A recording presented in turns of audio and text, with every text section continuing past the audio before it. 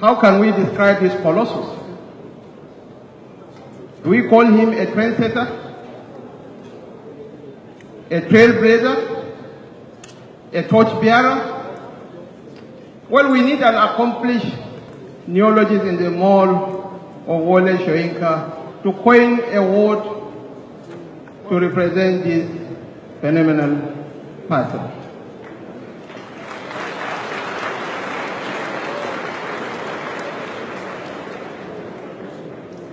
Mr. Jim Obia is a mentor to a whole lot of us here.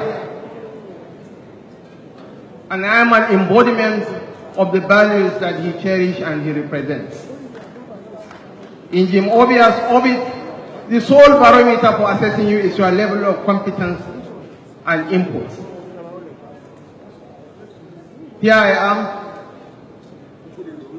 a Kanuri Muslim from the cattle country of the far north. And apart from the legendary Adaura Omeji, nobody grew faster than I did in the history of Zenith Bank.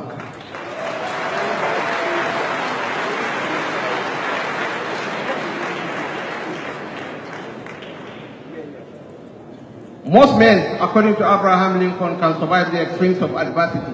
But to test a man's true character, he said, give him power. Sometime in the year 2007, I brought some ostriches and peacocks to Mr. Jim Obia.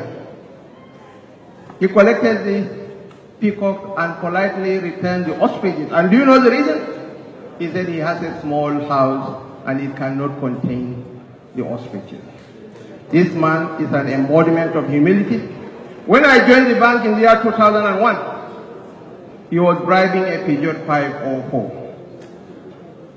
When other MDs were driving state-of-the-art vehicles. And here it is. The global trend, the trajectory of global growth is focusing on Africa, and Nigeria will may or mar that transition. 1 out of every 4 black men is a Nigerian, and gathered here are some of the cream de la cream of the Nigerian society. But here, in my boss, in my mentor, we have hope for a better tomorrow.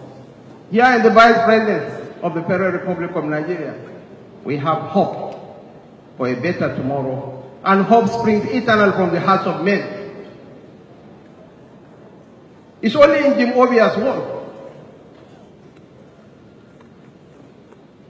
that the MDC cousin is removed as the chief financial controller of the bank and be replaced by a Fulani Brahmin from Kano. It's only in Jim Obia's world that you can find that competence is rewarded and appreciated and exalted.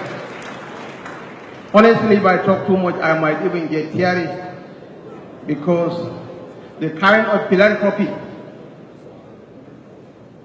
the largesse, the humanity that Mr. Jim Obia gives out from behind the scenes exceeds whatever he gives out openly.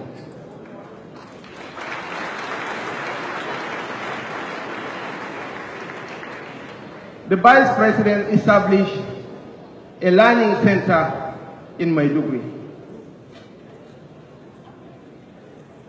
The Vice President is from Lagos. He's a Yoruba man. He's a Christian and a Pentecostal pastor for that matter. But he established a school in Maiduguri for the Kanuri Muslim victims of Boko Haram. I think more than any other person. Mr. Jim Obia is one of the major backers of that school. At the risk of embarrassing him, ladies and gentlemen, let's all rise and give a standing ovation to Mr. Jim Obia and the Vice President of the Federal Republic of Nigeria.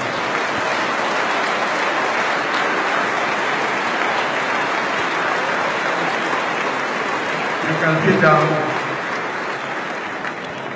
And we politicians, if you give us a platform, we can talk endlessly. Let me end my remarks there. Thank you.